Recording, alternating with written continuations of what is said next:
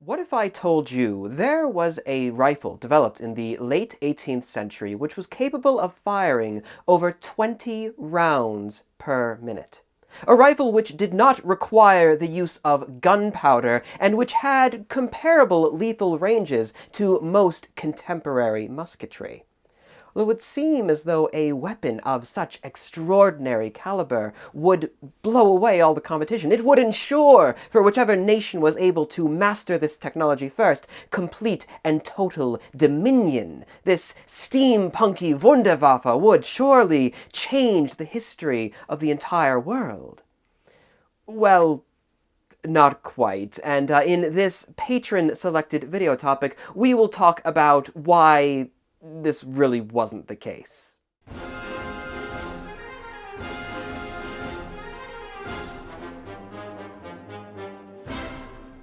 So this video is going to be about the Girandoni Air Rifle and wonder weapons on sort of a wider basis, and why muskets were used in this time period as opposed to other possibilities, which may, on the surface, seem more efficient than others.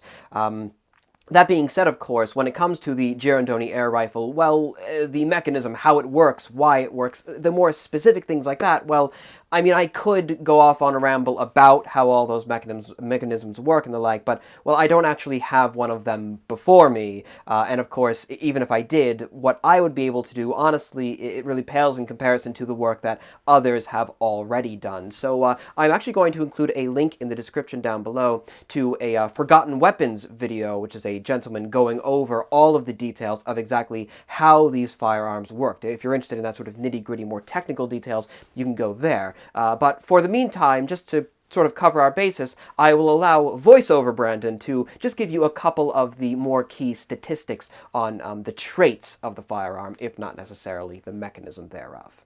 The Girandoni Air Rifle, which I'm probably horribly mispronouncing, was invented between 1779 and 1780 and saw limited use in the Austrian military from 1787 to 91. It was a sort of breech-loading firearm, meaning that rounds could be loaded into it from the back rather than at the muzzle, as with the vast majority of weapons during this time period, and it was also able to store via a loading tube, a sort of early magazine, up to 22 .46 caliber balls. It did not rely on traditional cartridges because the weapon did not use black powder. Instead, it relied on a canister of pressurized air, which also served as the weapon's buttstock, and was capable of propelling the projectile at between 500 and 900 feet per second, giving it a lethal range of between 120 and 150 yards. This was, roughly, at least, comparable to a musket, though the skirmishing range of musketry could extend up to 300 yards, contrary to popular belief.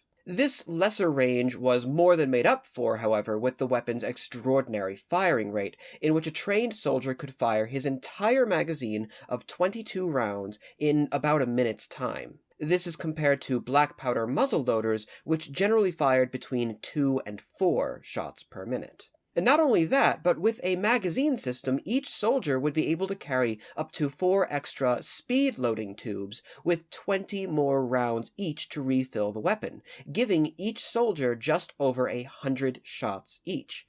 The only drawback to this rate of fire would be the need to replace the air canister at the rear of the weapon, for which purpose each soldier also carried 2 additional filled canisters, and for which runners would be assigned to keep the men supplied with fresh air should the need arise. So yes, it sounds really quite impressive. Why didn't a piece of such incredible magnitude change the course of human history? Why didn't the Austrians use it to blow away Napoleon's columns of attack and take over all of Europe? Well, I'm afraid that the answer, as usually, isn't actually all that exciting. You see, we might say things like, oh, well, the Girandoni Air Rifle, it had a much smaller range, and so it wasn't able to compete, things like that. Well, I don't think that an issue of range is too terribly significant here, because while the skirmishing range of most musketry could be extended, yeah, up to or around 300 yards, and there's a really good article, actually, on the range of musketry, which I will also include in the description below if you're interested to see how I why I'm reporting that number, so to say. Not how I came to the number, it's how someone else came to the number. But even with, let's just say, yes, it had half of the effective range or something like that, well, the ability to fire 20 rounds per minute would rather, lessen the impact because, oh yeah, sure, they're going to be able to get, a good couple of rounds off into us, a good couple of volleys into your formation before you get there. But then when you do get into range, you would be able to unveil, in the time that it would take them to do 3 volleys, or 2 even, in a combat setting, you would be able to fire off 10, 15, 20 of them. I don't think that range would be too much of a concern there. If indeed you could outfit, an entire company, an entire battalion, an entire army of soldiers that were able to fire 20 rounds per minute, that would be unparalleled advantage offered in the field, regardless of the range. It could only be effective up to 50 yards, for crying out loud. Honestly, that would still probably be an extraordinary thing to be able to have. So I'm not concerned about range here. Rather, the main reason why the Girandoni Air Rifle was not really used all too terribly much, honestly, is because it was too complicated. It was too complex. I mean, a good way that you can really see that is, look here. We have on the top the internal mechanism of a regular flintlock musket. Now, it looks fairly complicated. Yes, it looks very sophisticated, and indeed it was a rather sophisticated piece of technology for the time period. There's a lot of little bits and pieces that go into producing these things. A lot of very finely made metal pieces that need to be very carefully crafted and put together by a very, well-trained gunsmith to make these things work and to keep them reliable and whatnot. They have to be quite hardy. They have to be firm. They have to be very well made. It's complicated stuff.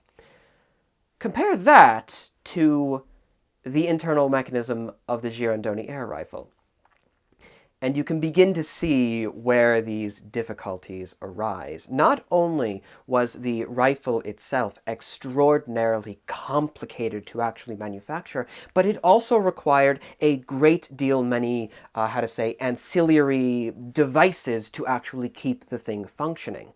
First off, you have to make the actual rifle, which you can see the internals are, at best, they are no less complicated than a regular musket, and at worst, they are, a fair bit more because of, the extra piece for the, sort of the tube magazine bit having to be loaded in, the pipes and the valves and whatnot for the air pressure to actually go through the stock of the firearm, all that sort of thing. That adds layers of complexity alongside what is, because it still has a cock, or what is now called a hammer, it still has the default complexity of a regular musket. You're just only adding layers on top of that. And what's more, of course, alongside the actual musketry piece, you have to design the actual air canisters, for which, you'll need multiple air canisters, which were, for reasons I won't get into here, but again, you'll have, there are sources down below. You can read a little bit more about their construction and the like. The actual air canisters were extraordinarily difficult to produce as well. As far as the technology of the time is concerned, it's difficult to make that sort of thing. And for each rifle, you're going to have, probably 2 or 3 of those things, because each soldier was expected to carry 2 additional canisters on him to keep the pressure proper while actually using the piece in the field. So you need to have that. And what's more is you also have to design pumping systems to actually keep the things loaded while off the campaign. You see, each soldier would be given a large air pump to actually load up these cartridges, not these cartridges, but the canisters, to ensure that they have enough air going into the battlefield. And that's another very complicated piece of equipment to design. Not only are these pieces very complicated, inherently, by their being complicated, it means they're very, very expensive. And a very straightforward way to look at why these things didn't take over the world is, for every one of these that you can make, you would be able to produce, I don't know the exact figure, but probably a great deal many, probably dozens of regular muskets. It's an economy of scale, and very often in warfare, and this is where we're sort of getting into the idea of other wonder weapons, so-called, warfare is a game of scale, a game of economy, more than, just straightforward which weapon is better. It doesn't matter if you have 100 of these extraordinary firearms that are able to, punch through an enemy line, really do very efficient work. Imagine these were the greatest things ever built. You equip 100 men with these, and you will win any engagement straightforward, any engagement that those 100 men are involved in. Well, fantastic. That 100 men on the battlefield, well, that battlefield overall probably consists of tens of thousands of men. So yes, say along a 2-mile front, those 100 guys, oh, they're able to punch through the enemy line. They're doing great. They drive the enemy flank back. They do incredible work. That doesn't really help out the other 99,000 guys on that field. If the enemy manages to push you around the other flank using their traditional firearms, because you're forced to use traditional firearms because you can't afford to make that many of the special ones, it doesn't really do all that much. You know, a good way to compare, actually, would be things like the Tiger tank in World War II, another real, you know, not technically, I don't think, considered a Wunderwaffe, however that's defined, if it even does have a set definition. But, you know, a lot of people online will, you know, preach on and on about the merits of the Tiger tank. And let's go even more extreme, the King Tiger tank, you know, the Tiger II. Incredible piece of equipment, aside from all the engine problems and whatnot. But, you know, the armor so thick that nothing could pierce them, surely. Guns so large that they could blow apart entire battleships, for crying out loud, according to how some people preach on about these things. The difficulty is you can only make so many of them. You only have so much industry per nation. And if the industry of that nation is only able to produce, you know, 10 tanks for every 100 of the enemy, well, it's not actually going to be a very good design. A good design is something that works well with the industry you have, something that you're able to work with. It doesn't matter if that individual tank is really good. If it's outnumbered 10 to 1, it's not going to help you overall on the campaign. It might be tactically very useful, but strategically not very. And we do see that with, you know, Germany in the Second World War. It's the same exact sort of situation here. If you're only able to produce so many of the firearms when compared to an enemy fielding so many more of maybe a more outdated kind of firearm, well, you're going to run into difficulties. You're going to run into problems there. And in the case of the Girandoni Air Rifle, only about 1,500 of them were ever actually made. So they're not going to have a very large impact on an actual battlefield for that reason. You know, maybe again, tactically, certainly not strategically. And that's not the only way in which this idea of vast economy, the economy of scale, applied to these things in such a negative way. Because not only is the production of an individual firearm, you know, so much more difficult than a regular gun during this time period, but you see, the infrastructure surrounding the entirety of an army that's using the thing would also be much larger. It's not just a matter of, okay, well, sure, it's very difficult to make the gun, but once we get it in the soldiers' hands, well, then we're settled. And so it's still sort of like a one-time cost. Well, that wasn't the case. You see, it was actually a very long-term cost per soldier. You see, because these firearms were so extraordinarily complicated, they had to be handled with extreme care. We'll get to that a little bit more in future. But because they had to be handled with such extreme care, and because they're so delicate, prone to breaking, it was determined that for every 100 of the rifles, you would actually have to have a journeyman weaponsmith, a gunmaker, to actually accompany the army to handle repairs, make sure that the things are kept in a working condition, make sure that they're well maintained and whatnot. You know, it's one thing within an individual regiment to have a regimental gunsmith or a battalion gunsmith or anything like that, but if you require, you know, just on average, say, or at least on paper strength, battalions wouldn't usually be so large, but you're going to require up to 10 or even more gunsmiths per battalion.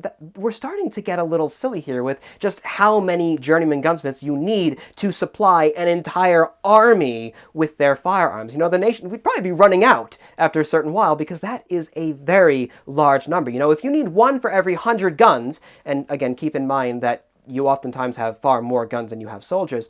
Say we have an army of, you know, 50,000 men, 100,000 men. That gets very, very expensive. And something tells me as well that those journeyman gunsmiths, you know, they wouldn't just be attached independently. There'd probably be some sort of administration, some sort of organization for them because, you know, they're all journeymen. So you have to have men above them in case they have questions and problems. You're going to have a command structure, you know, additional men being assigned to each you add layers of complexity, to a military which is already an extraordinarily complicated thing. Now, what's more is, alongside the need for gunsmiths to actually make sure that the firearms are kept in proper maintenance, it was also determined, let me fetch a statistic really quickly. Yes, here we are. It was also determined that because of the complexity of the mechanism, how they worked, and the fact that the average soldier really didn't know how these things were going to be working. I mean, the average soldier barely understood how the lock in his musket worked, let alone something as complicated as this. I mean, you'd have to really dedicate some time to fully understand the intricacies of a system like this, especially during this time period where, you know, the average soldier isn't able to read at all. It was determined, here we are, extensive training needed, and it was determined that for every 20 riflemen, so for every 20 soldiers, 2 corporals and 1 officer would need to be specially trained in the operation of these pieces. And then there would be the journeyman gunsmith, yes, for every 100 guns. So alongside the need for those additional journeyman gunsmiths, you need to have NCOs and officers specially trained in how the things actually work. So that's another entire set of training, of professional training. You know, military academies are small during this time period. Particular kinds of soldiers, like the artillery and whatnot, yes, they would be getting very specific, very in-depth, like vocational training in their craft.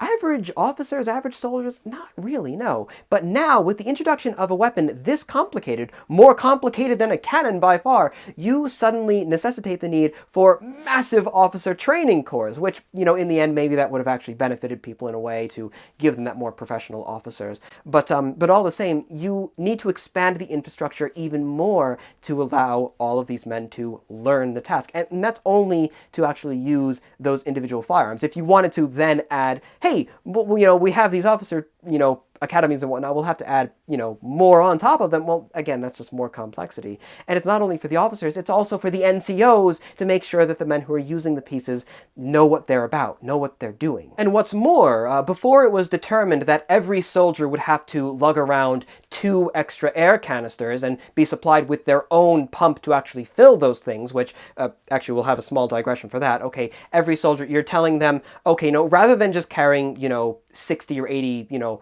little black powder cartridges on you, we're going to make you lug around 3 of these massive air canisters and a pump, and oh, by the way, on your off time, you have to make sure those pumps are filled, and, you know, they have to be very, very carefully maintained, you know, like a little bit moist on the inside, all those sorts of things to make sure that they actually function. Again, you're heaping on a lot of responsibility, a lot of weight, literal weight to the average soldier. Soldiers don't like that very much. More often than not, if something is too heavy for an army, they will literally leave it by the wayside.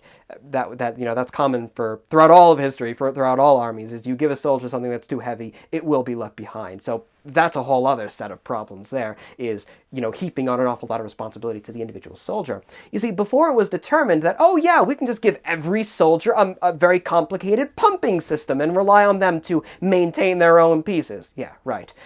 Before it was determined that, they thought, right, well, we'll have to have, behind every formation, we can develop a specialized cart, which will be able to carry up to 1,000 of these pre-filled air canisters. And, yes, and alongside every cart, we're going to have sort of a specialized wheel pump system to keep them all filled. So that way, when runners, we're going to have an entire corps of runners as well, yes, per company, per battalion, men who can run back and forth to supply the men with more filled air canisters. They can take the empty canisters, run them back behind the lines, use this massive wheel pump to fill the canister, replace it, you know, so that way, moreover, they'll bring the empty canister back. They can leave it off with another set of men, another, like, group that can be filling the canisters using the air pump. They can grab, the runners can, a filled air canister, run it back to the lines, pass it off to the soldier. They can then put it back into the gun, and then they can continue firing.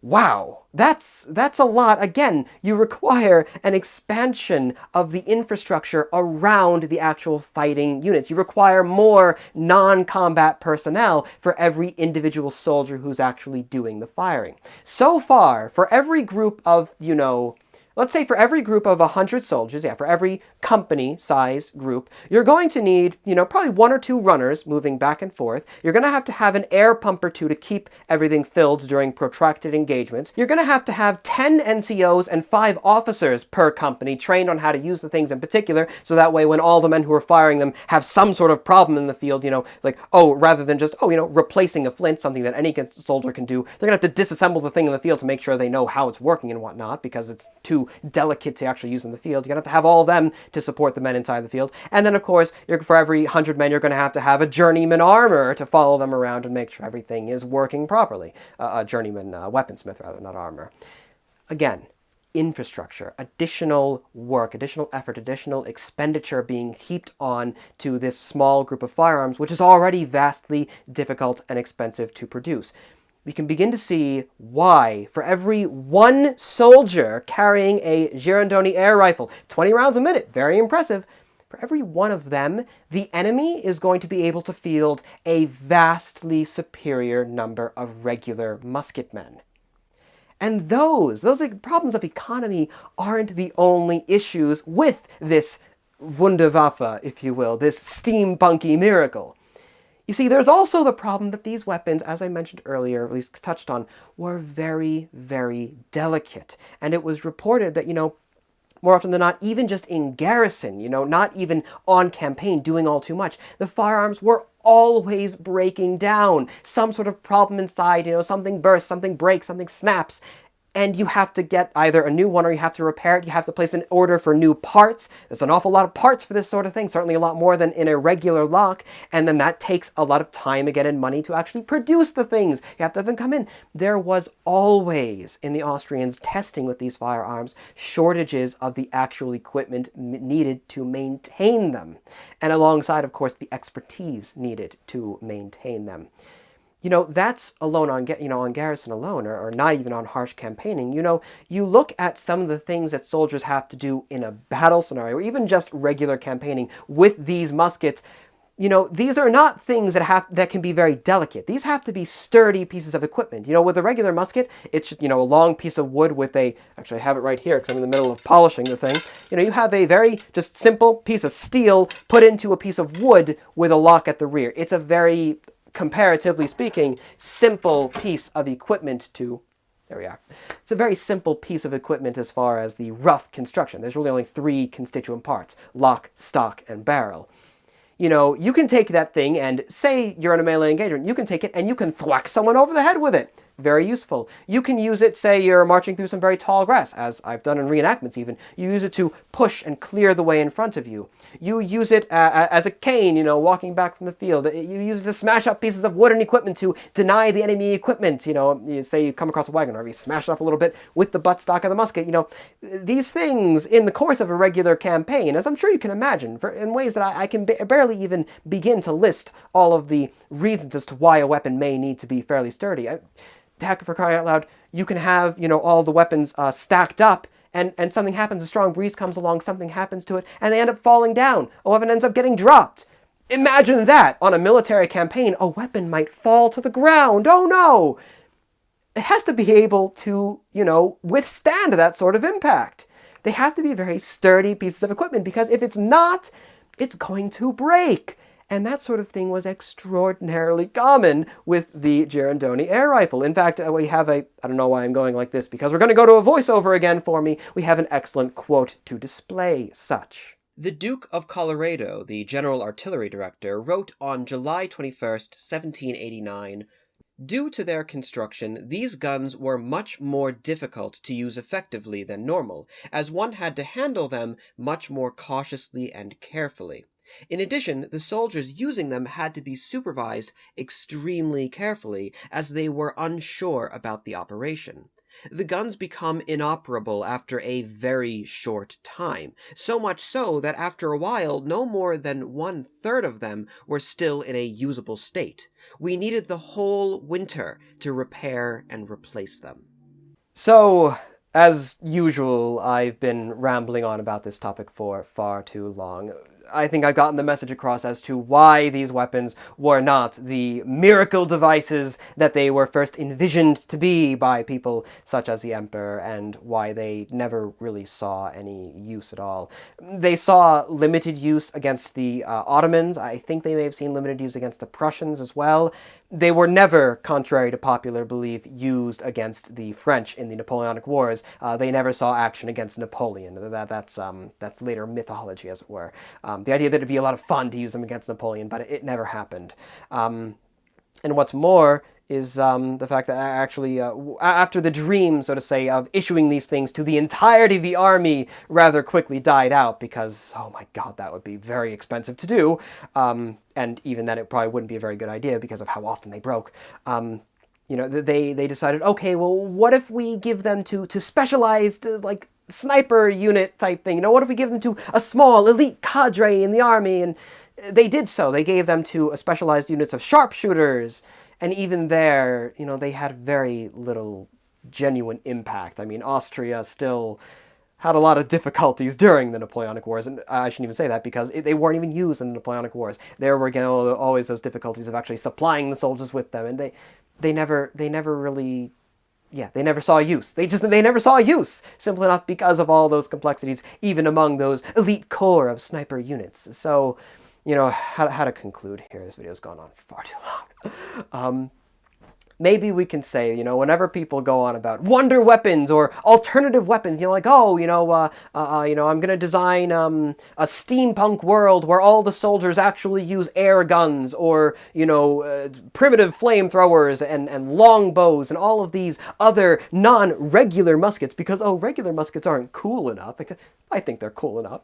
They're so silly. They're so stupid. We just do a couple little changes here and there, and everything is so much better and cooler. It's like, odds are, you know, more often than not in those steampunk universes and whatnot, those alternative history universes, it's just poorly thought out. You know, there's a lot of reasons as to why history went the way it did, and more often than not, they are issues of economy, of logistics, as opposed to straight out pure military efficiency, battlefield efficiency, and how we tend to perceive it. It's not usually that exciting, I'm afraid.